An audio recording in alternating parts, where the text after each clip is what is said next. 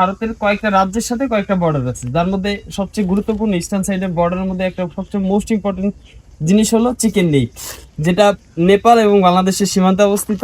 মাত্র 18 kilometre, 18.53 kilometre ছোট একটা সরু পথ, যেটা দিয়ে ভারত তার বাকি 7টা রাজ্যের সাথে এঙ্গেজ করছে।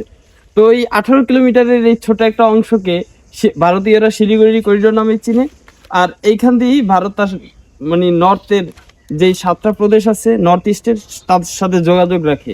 তো এই যোগাযোগের জন্যই বাংলাদেশের সাথে ট্রানজিট ইস্যু থেকে শুরু করে মিয়ানমারের সাথে ট্রানজিট ইস্যু, সব সমস্যা এই ছোট একটা সীমানা নিয়েই, চিকেন নেক নিয়ে। চিকেন নেকের উপর ডিপেন্ডেন্সি কমানোর জন্যই হোয়াট ইফ যদি চায়না ব্রহ্মপুত্র নদীর অ্যাকোয়ার করতে চায়, তাহলে এই ছোট একটা জায়গা খুব বড় একটা প্রভাব ফেলবে। তারা একটা বড় একটা দৃষ্টিকোণ থেকে যদি আমরা দেখতে পাই, 2016 সালে চায়না চিকেন নেকেরই একটা 24 কিলোমিটার দূরে ভুটান এবং ভারত সীমান্তে, ভুটান এবং ভারত আর চায়নার এই সীমান্তে একটা অঞ্চল আছে ডোকলাম সীমান্ত।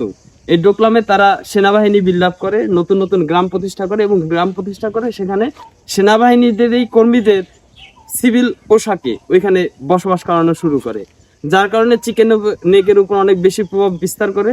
আর ফলশ্রুতিতে তৎকালীন সময় ভারত তাদের চিকেন নেকের উপর ডিপেন্ডেন্সি কমানোর জন্য কিছু কিছু উদ্যোগ নেয়, যার মধ্যে একটা ছিল বেনাপোল হয়ে আখাউড়া সীমান্ত, মানে আখাউড়ায় বাংলাদেশের হয়ে তারা একটা রেল ট্রানজিট নিবে। তো এটা নিয়ে বাংলাদেশে এখন পর্যন্ত ডিবেট চলতেছে, এখন পর্যন্ত এটার কোনো বাস্তবায়ন হয় নাই। আর আরেকটা তারা কাজ করতে চাইছিল যে চট্টগ্রাম বন্দরের ব্যবহার, চট্টগ্রাম এবং মংলা বন্দরের ব্যবহার। তো তারা মংলা বন্ধু তো এখন ইউজ করতেছে অলরেডি। হ্যাঁ, মংলা বন্দর ইউজ করছে। ফ্রি তো ফ্রি